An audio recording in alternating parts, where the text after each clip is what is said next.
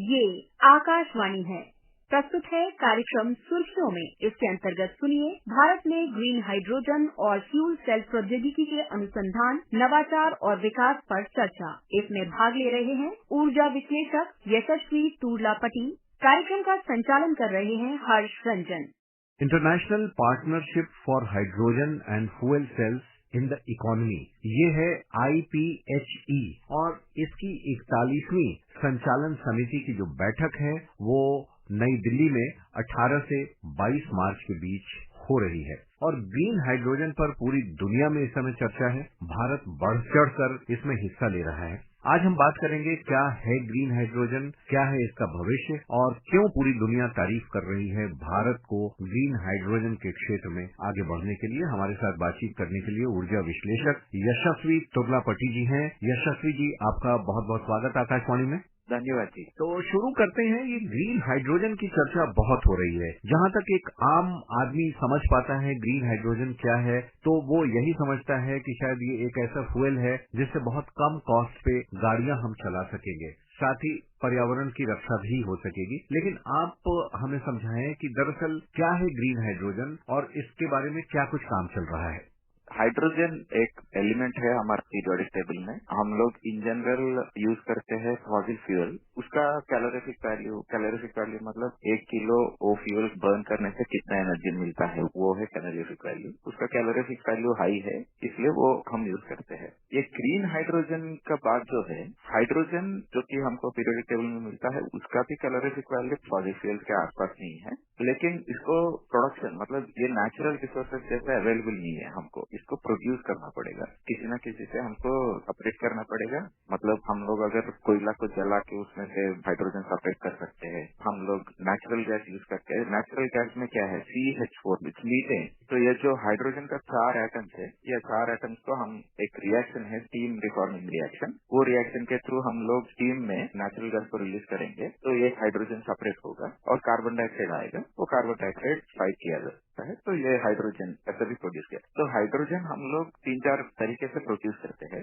उसमें एक तरीका है ऐसा फॉसिल फ्यूल यूज करके हाइड्रोजन प्रोडक्शन करना। ये फॉसिल फ्यूल यूज करके प्रोड्यूस करने वाला हाइड्रोजन को ग्रे हाइड्रोजन बोलते हैं। वातावरण में जो कुछ भी चेंजेस दिख रहा है, इसका मेन कारण है कार्बन डाइऑक्साइड का हम लोग ज्यादा प्रोडक्शन कर रहे हैं। कार्बन डाइऑक्साइड ज्यादा प्रोडक्शन करने की वजह से ग्लोबल वार्मिंग होता है। ग्रीन हाउस गैस है कार्बन डाइऑक्साइड। तो ये कार्बन डाइऑक्साइड को कम करने के लिए हमको फॉसिल फ्यूल यूसेज को कम करना, तो हाइड्रोजन के तरफ जा सकते हैं। बट हाइड्रोजन प्रोडक्शन भी अभी मैंने जैसा बताया उसमें भी फॉसिल फ्यूल यूज कर रहे हैं। अभी अगर फॉसिल फ्यूल ना यूज करके हाइड्रोजन प्रोड्यूस करना है, वो है ग्रीन हाइड्रोजन। वो कैसे करते हैं, पानी H2O है उसमें, मतलब 2 मॉलिक्यूल्स ऑफ हाइड्रोजन है। वो H2 को सेपरेट करेंगे यूजिंग इलेक्ट्रिसिटी। ये electricity produced by renewable sources, मतलब सोलर पावर, विंड पावर। इससे हम इलेक्ट्रिसिटी प्रोड्यूस करके वाटर में इलेक्ट्रोलिसिस प्रोसेस करके वो हाइड्रोजन एटम्स को जब सेपरेट करेंगे, वो उस हाइड्रोजन को ग्रीन हाइड्रोजन बोलते हैं, क्योंकि हम इस प्रोसेस में कहीं पे भी कार्बन डाइऑक्साइड नहीं तो कोई भी ग्रीन हाउस गैस एमिशन नहीं कर रहे हैं। कुल मिलाकर अगर इसको और थोड़ी सी आसान भाषा में समझने की कोशिश करें यशस्वी जी, तो हम ऐसा क्या कह सकते हैं कि जो रिन्यूएबल बिजली है, जैसा कि आप बता रहे थे, इसका इस्तेमाल करके पानी को विभाजित करना पड़ेगा और इससे ग्रीन हाइड्रोजन का उत्पादन किया जाएगा। और चूंकि ग्रीन हाइड्रोजन जैसा आपने बताया एक स्वच्छ ईंधन है, पूरी तरीके से साफ है और इसमें कार्बन का उत्सर्जन जो है वो नहीं होता है, इसलिए इससे पर्यावरण की सुरक्षा भी होगी। बिल्कुल सही। ग्रीन हाइड्रोजन जैसे मैंने बताया पानी से किया जाता है तो वो H2O में H2 सेपरेट करते हैं। उसमें जो बिजली का इस्तेमाल कर रहे हैं हम लोग, वो बिजली भी हम ग्रीन तरीके से, मतलब ये सोलर नहीं तो विंड ऐसा तरीके से अगर हम प्रोड्यूस करेंगे वो बिजली भी, तो हम तो पूरा तरह से कार्बन को सेपरेट करके ओनली हाइड्रोजन प्रोड्यूस कर रहे हैं। इसको ग्रीन हाइड्रोजन बोलते हैं। पहले मैंने जो मीथेन से प्रोडक्शन का बात किया था उसको ग्रे हाइड्रोजन बोलते हैं। वो भी हाइड्रोजन सेम ही है बट वो ग्रे है because it is producing carbon dioxide. और आपने पीरियोडिक चार्ट की भी बात की थी। इनऑर्गेनिक केमिस्ट्री में अक्सर इसका इस्तेमाल होता है और हाइड्रोजन पहला एलिमेंट है पीरियोडिक चार्ट का। तो क्या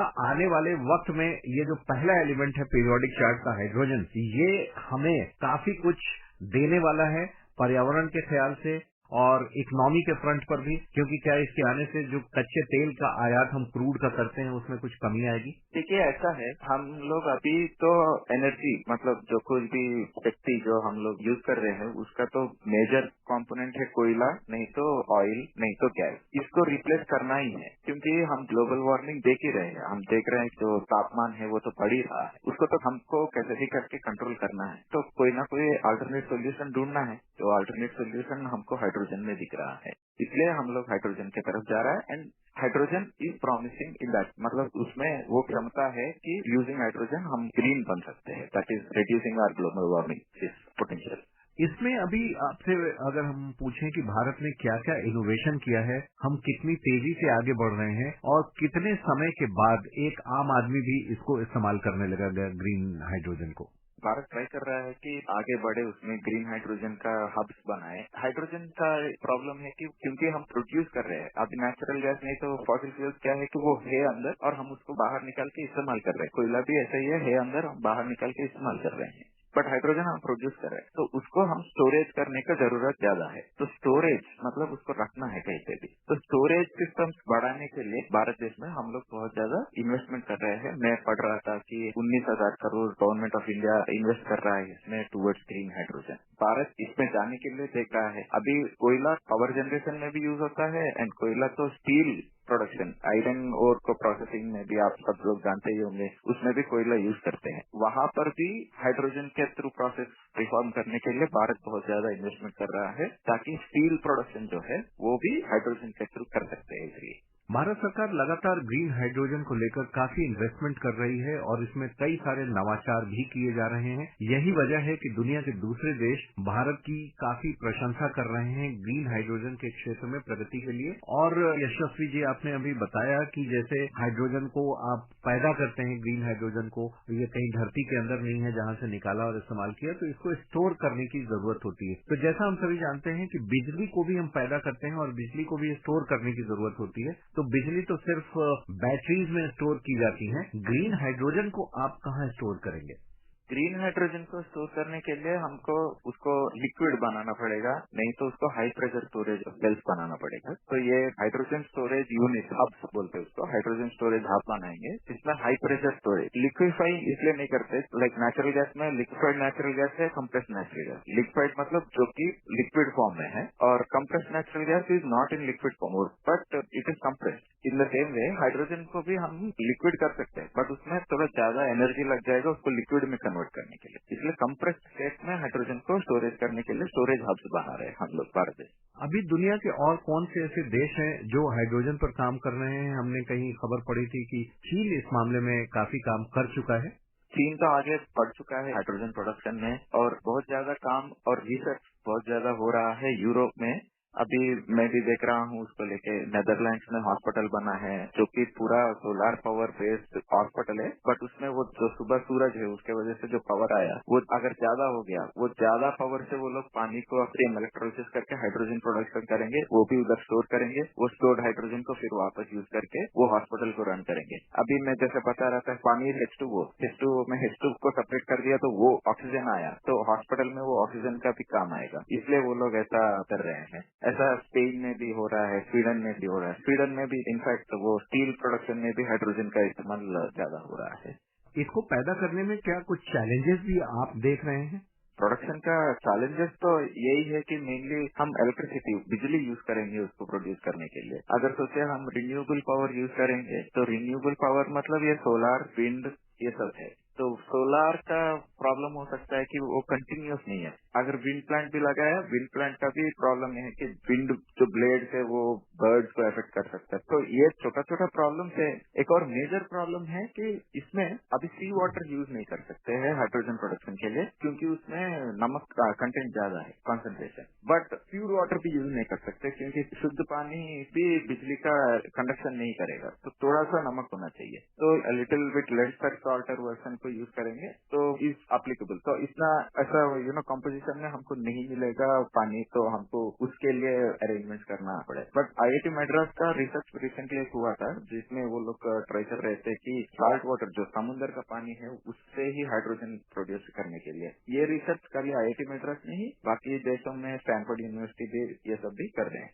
जी, जब तक आप समंदर के पानी का इसमें इस्तेमाल नहीं करेंगे तो फिर आपके लिए पानी कम पड़ सकता है। अगर आप ग्राउंड वाटर का इस्तेमाल कर रहे हैं तो आपको डैम के पानी का और रिवर के पानी का इस्तेमाल करना होगा, और साथ ही ये भी देखना होगा कि ग्रीन हाइड्रोजन पैदा करने में कॉस्टिंग इतनी ज्यादा न हो जाए कि फिर ग्रीन हाइड्रोजन बहुत महंगा हो जाए।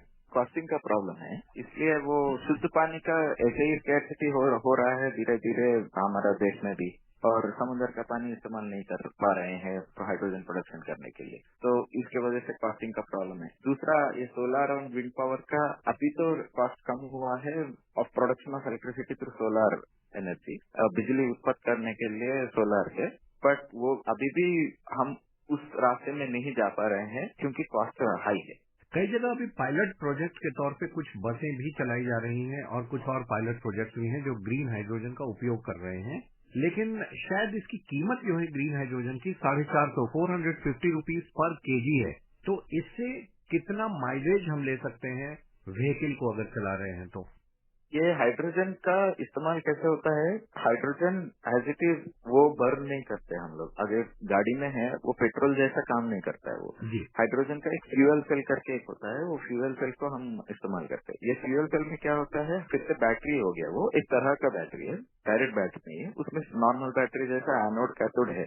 ये एनोड की तरफ जब हम हाइड्रोजन रिलीज करेंगे उसमें थोड़ा एक टेक्निकल प्रोसेस है, बट उसमें इलेक्ट्रिसिटी जनरेट होता है, तो इलेक्ट्रिसिटी जो जनरेट होता है उससे चलता है ये गाड़ी। अभी अगर हम नॉर्मल कार, एक छोटा सा कार का फ्यूल सेल ले लेंगे, उसका 6000 आवर्स टू 10,000 आवर्स का घंटा का चलने का सेल का पावर है। मतलब अभी 6000 आवर्स और 10,000 आवर्स इज लाइक उसका conversion approximately 7 to 8 years 10 years तक आता है। अभी आप वर्ल्ड लेवल पर क्या देख रहे हैं, ग्रीन हाइड्रोजन का भविष्य कैसा है? जैसे मैंने पहले बताया, ये ग्रीन हाउस गैस एमिशन वो है जो धरती का तापमान का बढ़ावा कर रहे हैं, इसको हम कैसे भी करके कम करना ही पड़ेगा। हमारा 2015 में एक मीटिंग हुआ पेरिस में कॉल्ड पेरिस एग्रीमेंट, जिसमें सारा देश साइन किया है कि ग्रीन हाउस गैस एमिशन कम करेंगे। तो कम करने और हमारा energy requirement can not be met with electricity, बिजली से सारा एनर्जी का रिक्वायरमेंट मीट नहीं कर सकते, तो हमको एक अल्टरनेटिव फ्यूल चाहिए, वो अल्टरनेटिव फ्यूल है हाइड्रोजन, और इस पे research as well as practical application of hydrogen, मतलब सही तौर पे मतलब आम आदमी भी यूज करने लायक जैसा बनाने के लिए रिसर्च भी हो रहा है, एप्लीकेशन भी किया जा रहा है। बिल्कुल। अगर हम पर्यावरण की बात करें यशस्वी जी, तो सबसे ज्यादा जो गैस सबसे ज्यादा मात्रा में उपलब्ध है वो है नाइट्रोजन, और ऑक्सीजन उससे काफी कम है, हाइड्रोजन और भी कम है। लेकिन अगर मानव शरीर की बात करें, इंसानों की बात करें, तो सबसे ज्यादा ऑक्सीजन होता है उनमें 61% के आसपास, और हाइड्रोजन होता है 10% के आसपास। पर्यावरण में कितना हाइड्रोजन है, और क्या वो सीधे हाइड्रोजन को भी हम ग्रीन हाइड्रोजन में बना सकते हैं बिना पानी के? नहीं, वो पर्यावरण में जो परसेंटेज है वो बहुत कम है। आप सही बोले कि नाइट्रोजन का परसेंटेज 78 आसपास है, ऑक्सीजन का 12 है, एंड कार्बन डाइऑक्साइड का 0.4 है, ऐसा कुछ है, बट उसमें हाइड्रोजन बहुत कम है, हम पकड़ के उसको निकाल नहीं सकते, वो थोड़ा कठिन है। बिल्कुल। आकाशवाणी से बातचीत करने के लिए ऊर्जा विश्लेषक यशस्वी तुर्लापट्टी, आपका बहुत बहुत धन्यवाद। Thank you very much. अभी आप सुन रहे थे भारत में ग्रीन हाइड्रोजन और फ्यूल सेल प्रौद्योगिकी के अनुसंधान, नवाचार और विकास पर चर्चा। इसमें भाग ले रहे थे ऊर्जा विश्लेषक यशस्वी तुर्लापट्टी। कार्यक्रम का संचालन कर रहे थे हर्ष रंजन। ये कार्यक्रम आकाशवाणी के समाचार सेवा प्रभाग द्वारा प्रस्तुत किया गया। इसे आप हमारे mobile app news on AIR और YouTube channel news on AIR official पर भी सुन सकते हैं। इस कार्यक्रम के संबंध में अपनी प्रतिक्रिया आप हमें ईमेल या व्हाट्सएप के माध्यम से भेज सकते हैं। ईमेल का पता है AIRNSGtalks@gmail.com और व्हाट्सएप नंबर है 9289094044।